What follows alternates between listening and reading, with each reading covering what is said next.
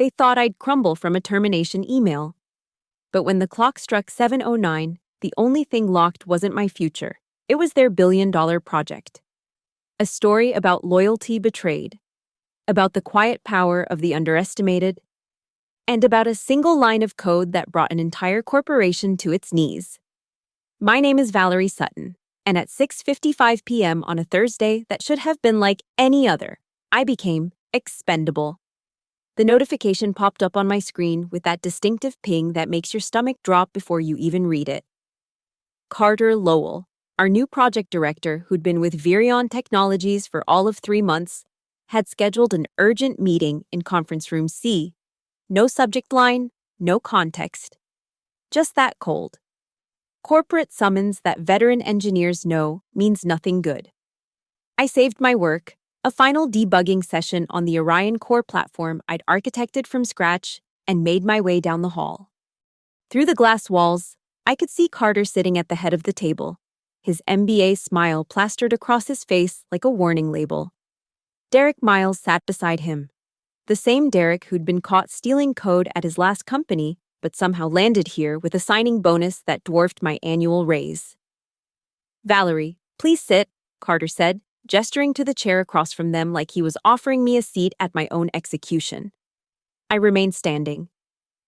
"We need to discuss your recent performance," he began, shuffling papers he clearly hadn't read. "Specifically, your refusal to support the team during critical periods." "You mean Tuesday night when you demanded I stay until 2 a.m. to fix Derek's botched deployment?" I kept my voice level, professional.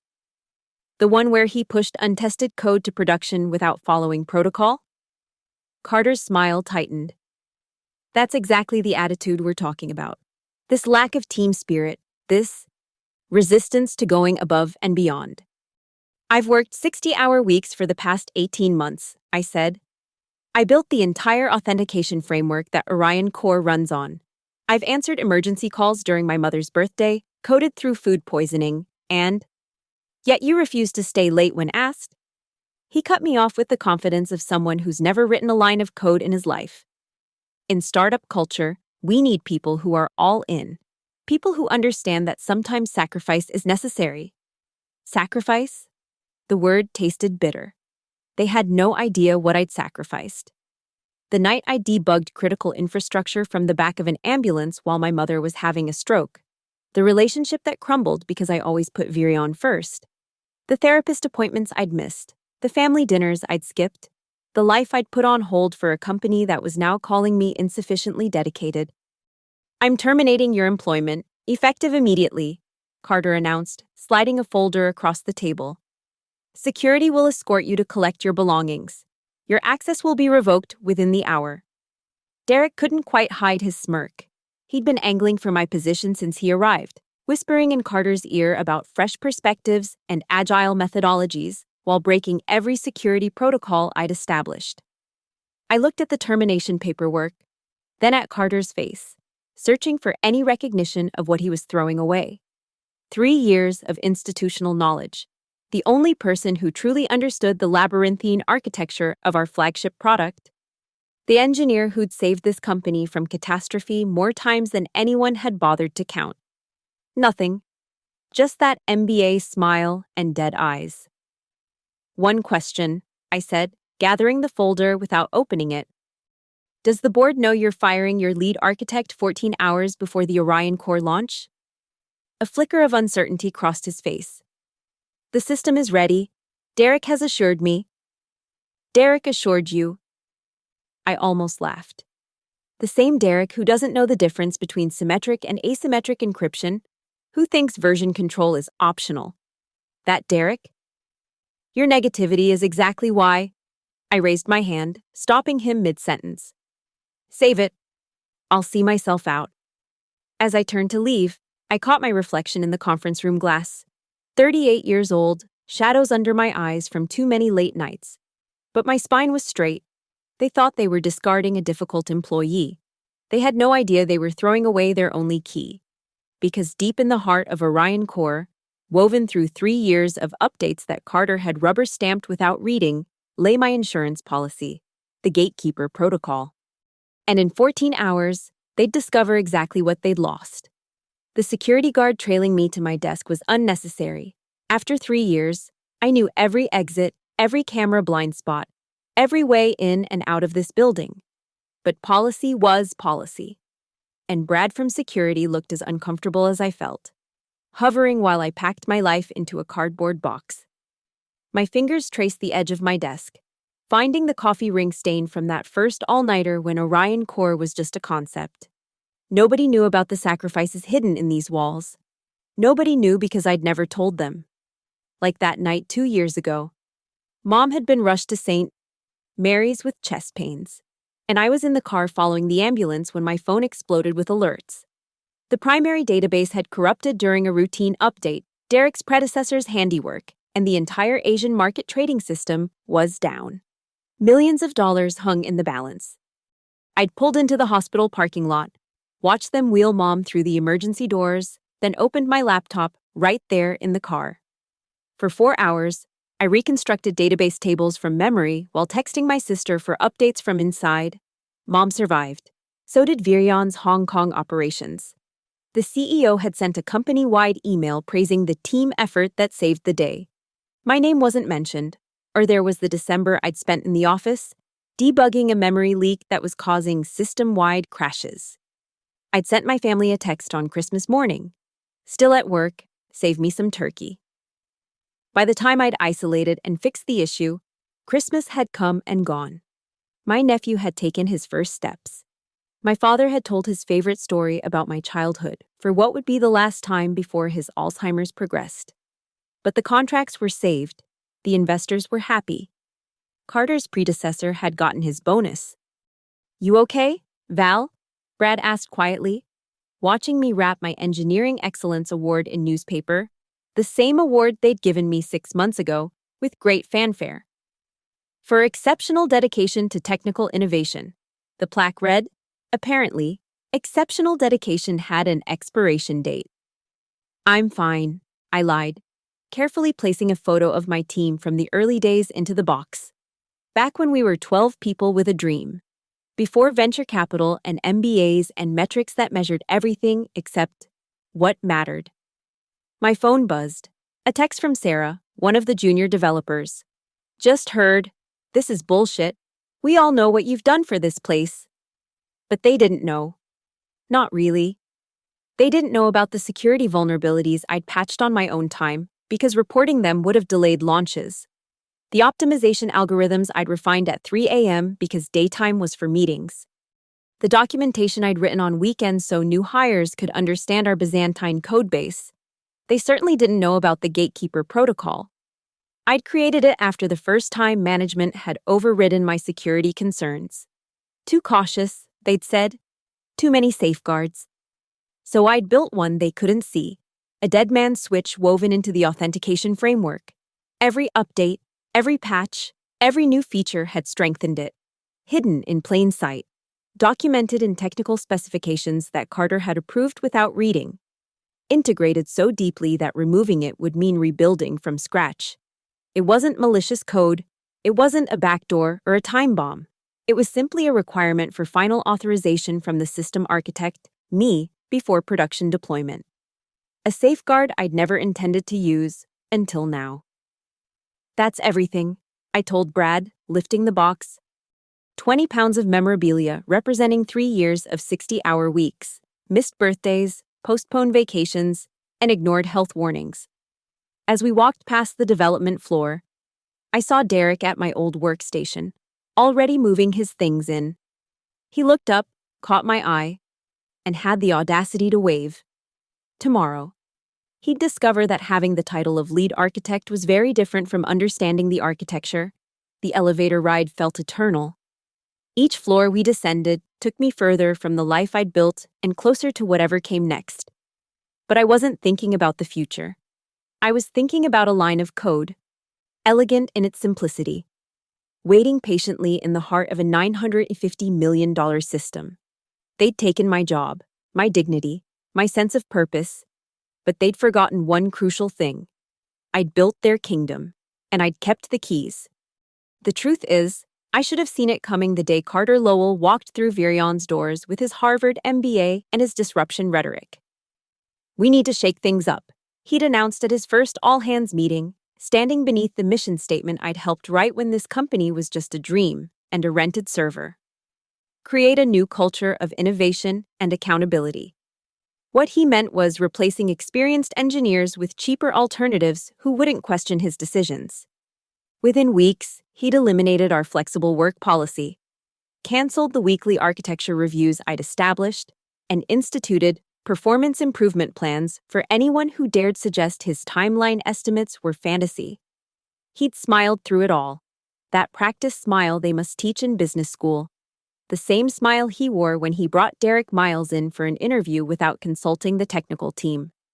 Derek, whose LinkedIn proudly displayed his 2-year tenure at 3 different companies. Derek, whose GitHub contributions mysteriously disappeared after accusations of code theft at his last job. "He brings fresh perspectives," Carter had told me when I'd raised concerns. "Sometimes institutional knowledge can be a barrier to innovation." Fresh perspectives, like suggesting we skip load testing because the cloud scales automatically, like proposing we store passwords in plain text because encryption slows down the system, like trying to commit API keys directly to our public repository until I'd caught him and spent my lunch break explaining why that was a firing offense at any competent organization. But Derek knew something I'd been too naive to grasp. Technical competence mattered less than political maneuvering. He'd attended every happy hour Carter organized, laughing at jokes about dinosaur developers who insisted on code reviews. He'd presented my optimization strategies as his own during board meetings, stumbling through technical details but nailing the buzzwords that made executives nod approvingly. He'd systematically undermined every safety protocol I'd established, painting them as unnecessary bureaucracy holding back progress. "Valerie's brilliant," I'd overheard him telling Carter once, "but she's stuck in the past, still coding like it's 2015. Meanwhile, I was maintaining backwards compatibility with systems from 2015 because our enterprise clients depended on them. But technical reality had no place in Carter's new Virion. The breaking point came when they assigned Derek as co-lead on Orion Core. My project, my architecture, my 3 years of refinements and optimizations, handed to someone who couldn't explain what a hash function was if his life depended on it. "It's about knowledge transfer," Carter had explained. "We can't have single points of failure." Single point of failure. That's what I'd become in their eyes. Not the architect who'd built their product from scratch, but a vulnerability to be mitigated. Not the guardian who'd protected their systems from countless threats, but an obstacle to their modernization agenda. So they'd systematically isolated me, removed me from client meetings because I was too technical, excluded me from strategic planning because I focused too much on problems instead of possibilities, promoted Derek's reckless approaches as innovative thinking while dismissing my concerns as resistance to change. The final insult was making me report to Derek for the last 2 weeks, watching him fumble through my code, breaking things with his improvements, then having to fix his mistakes after hours while he took credit for optimizing the workflow. But in their eagerness to push me out, they'd made one critical error. They'd never revoked my original architect privileges in the system. Oh, they'd changed my reporting structure, reduced my visibility, minimized my influence. But deep in the code, in the fundamental authentication layer I'd built before Carter's arrival, my fingerprints remained. Every security audit I'd insisted on, every encryption protocol I'd implemented, every safeguard I'd created despite management's complaints about delays, they were all still there, including the one they'd never bothered to understand, the gatekeeper protocol. Because while Carter was building his new culture and Derek was stealing credit for work he couldn't comprehend, I was protecting the system from threats they couldn't imagine, including, as it turned out, themselves. The parking garage was empty except for my car and the weight of what had just happened. I sat behind the wheel, key in the ignition but engine off, staring at the concrete wall where someone had spray painted, "Reserved for winners only." The irony wasn't lost on me. My phone buzzed with messages from the team. Sarah asking if I was okay, Marcus offering to buy drinks.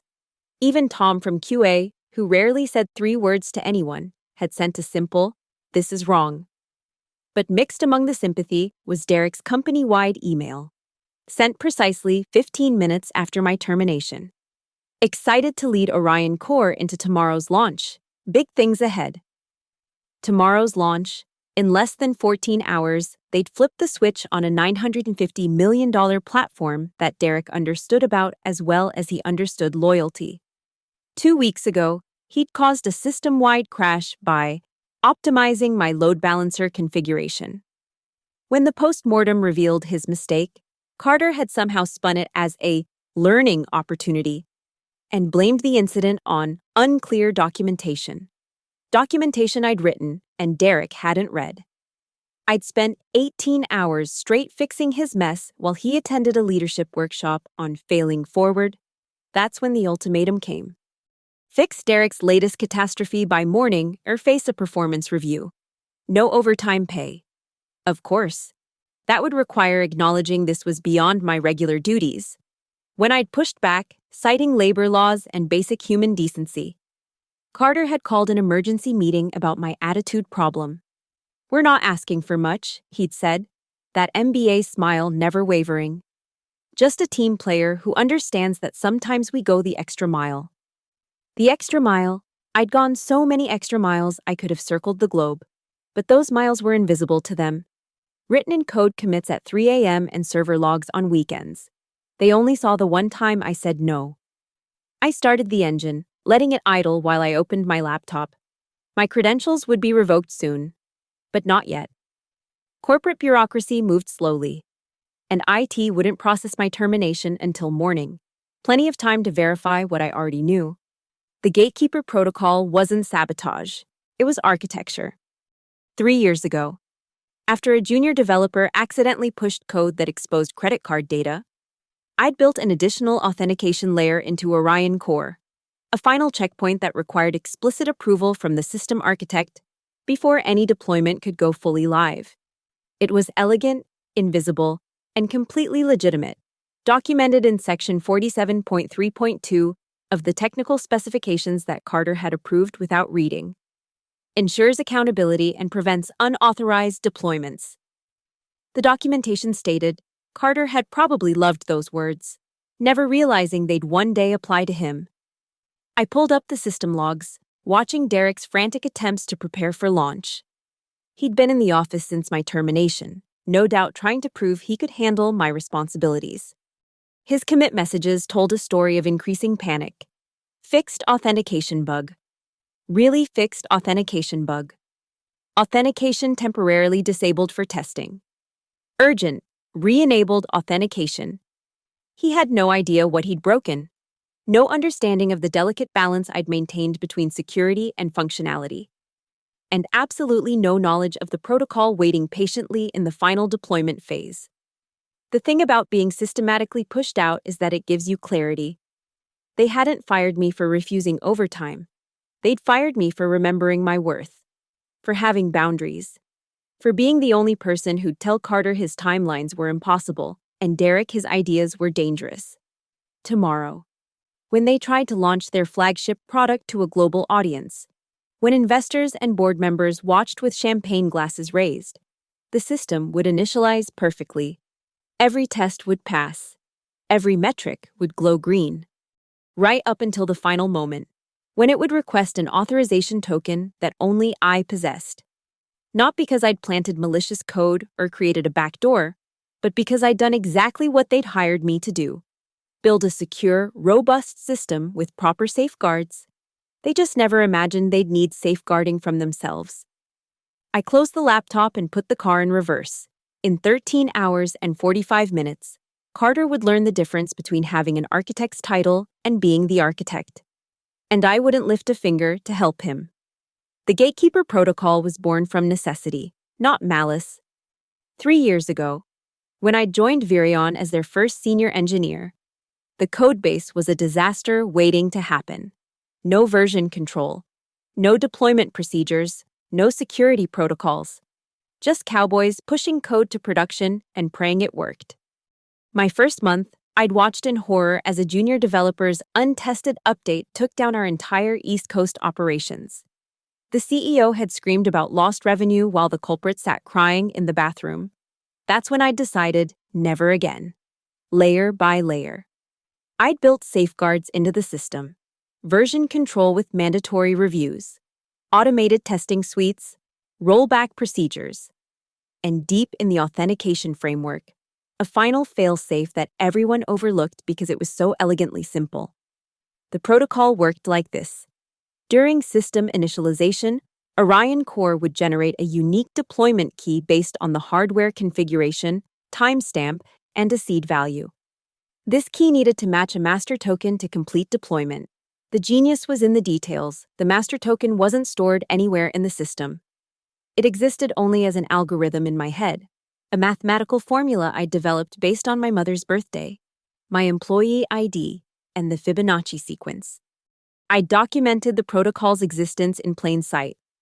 Page after page of technical specifications detailed its function, its purpose, its necessity. I'd even presented it to the board, explaining how it prevented unauthorized deployments and protected against insider threats. They'd nodded along, impressed by terms like cryptographic verification and zero trust architecture. Carter had signed off on every update. Love the security focus. Valerie, this is why we need technical leaders like you. He'd never asked who held the master token. Never wondered what would happen if that person wasn't available. Classic MBA thinking, if it's not on a PowerPoint slide, it doesn't exist. The beautiful irony was that I'd tried to hand it off 6 months ago.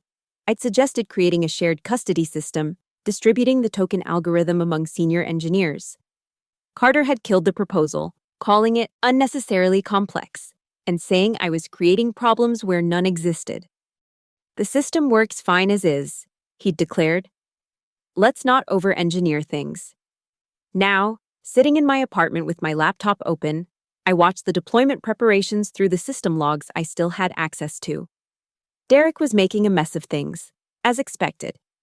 He'd disabled 2 security protocols trying to debug an issue he'd created. He'd rolled back critical updates I'd pushed last week. He was turning my carefully orchestrated symphony into a garage band's first rehearsal. But the protocol remained untouched. How could he modify something he didn't know existed? It was woven too deeply into the architecture, disguised as routine authentication checks. To Derek's untrained eye, it would look like standard security procedures, right up until the moment it demanded a token he couldn't provide. I'd built it to protect the company from external threats, from rogue employees, from catastrophic mistakes. I'd never imagined it would protect my legacy from the very people who'd pushed me out. The algorithm danced in my mind. Take the deployment timestamp, convert to Unix time, divide by my employee ID, 3847. Add the digits of my mother's birthday, Zo5, C17C to 1961. Apply a modulo operation using the 47th Fibonacci number. The result would be a 64-character hexadecimal string that Orion Core would request at exactly T-0. Without it, the system would simply wait, not crash, not error out, just pause indefinitely at 99% deployment. Every status indicator would show green. Every preliminary check would pass, but the final step would never complete. I'd given 3 years of my life to build their kingdom. I'd sacrificed relationships, health, and happiness to ensure their success. And in return, they'd discarded me like obsolete hardware. Tomorrow, they'd discover that some things can't be replaced by fresh perspectives and disruption rhetoric. Some things require knowledge, experience, and respect for the people who built the foundations you stand on.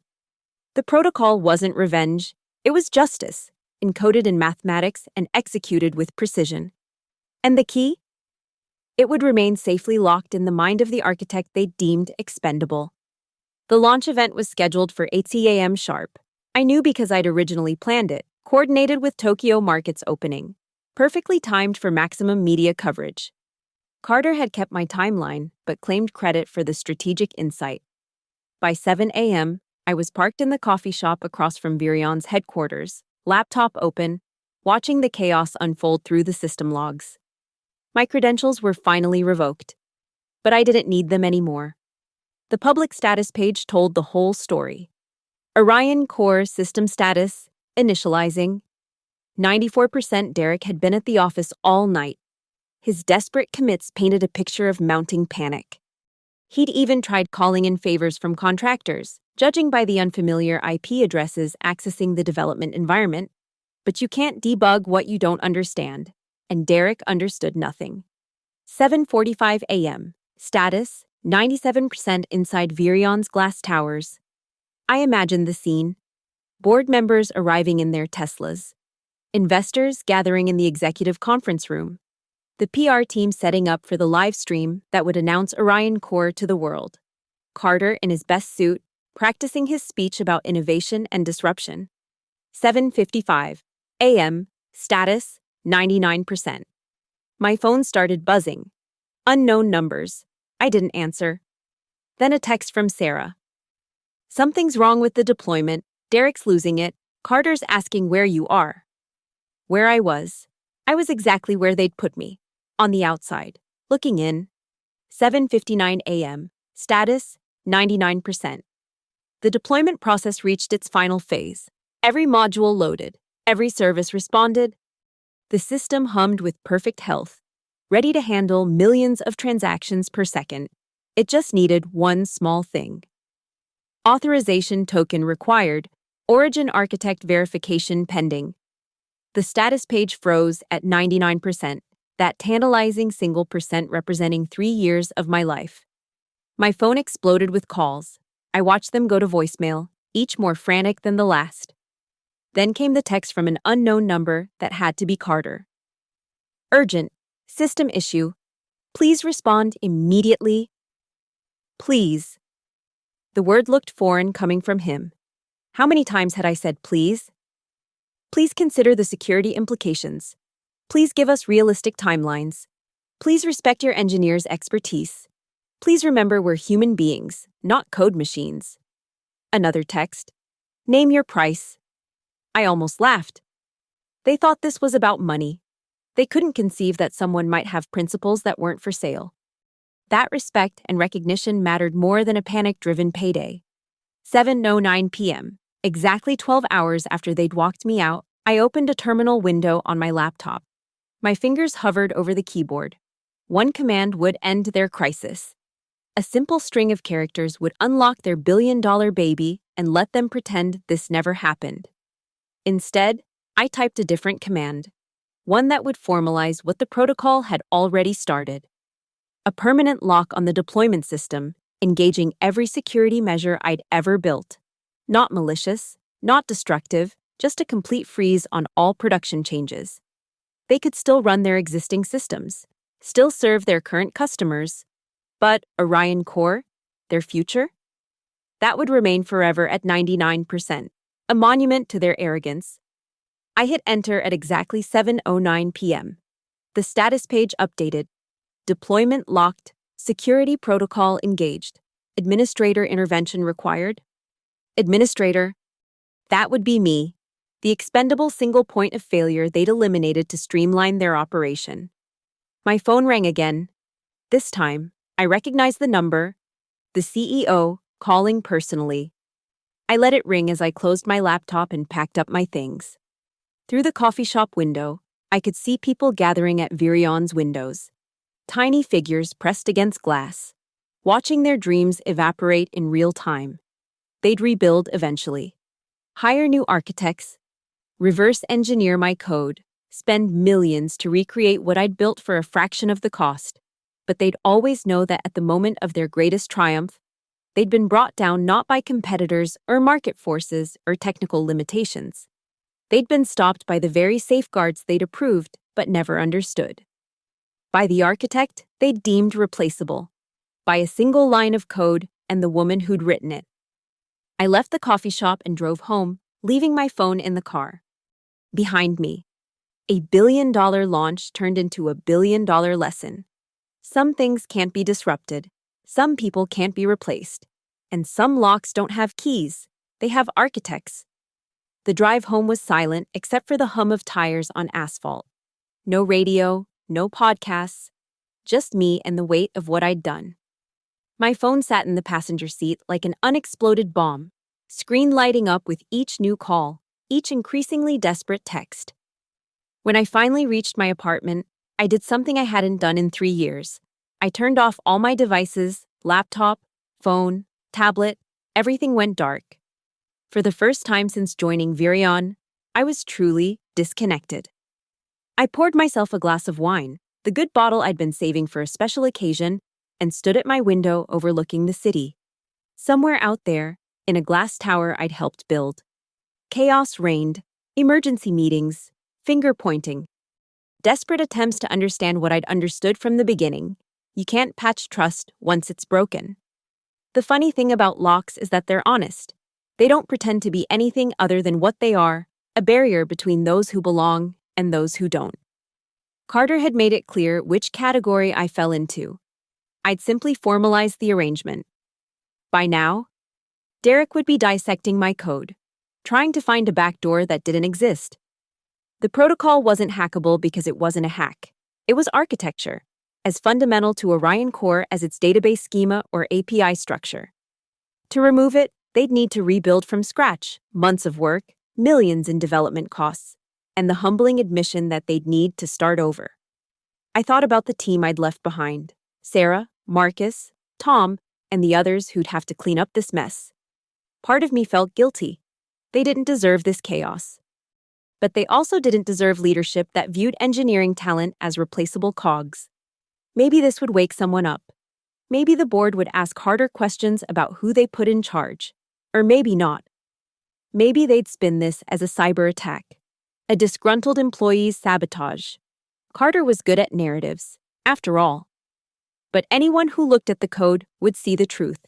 Every line documented, every function legitimate, every security measure approved by Carter himself.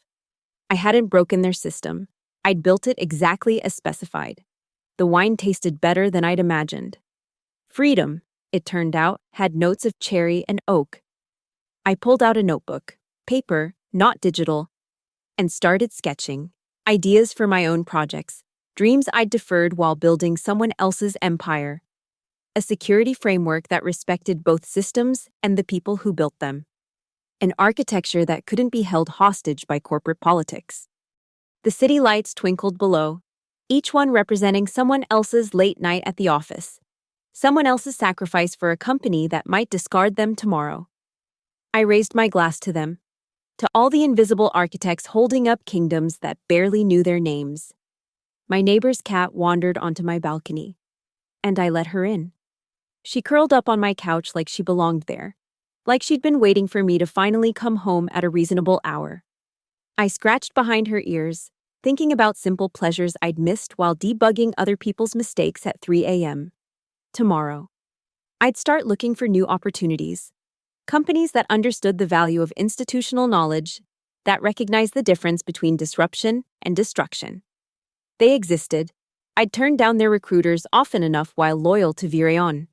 But tonight, I sat with my wine and my borrowed cat and my silence, feeling something I hadn't felt in years. Peace. They'd wanted to teach me a lesson about knowing my place. Instead, they'd learned one about knowing my worth. Somewhere across the city, a $950 million system waited patiently at 99%. A digital monument to what happens when you mistake kindness for weakness, dedication for desperation, and expertise for expendability. I didn't need to check the news to know how the story would end. Some locks don't need keys. They need respect. And that was the one thing Carter's MBA had never taught him to give. Not revenge, just design, elegant, documented, and irreversible. The architect always keeps the blueprints. Thank you for listening to this story. I'd love to know where you're tuning in from. Drop a comment below and let's connect. If you enjoyed this tale of justice served cold, please subscribe to the channel and share your thoughts. Have you ever faced a similar situation at work? How did you handle it? Let's discuss in the comments.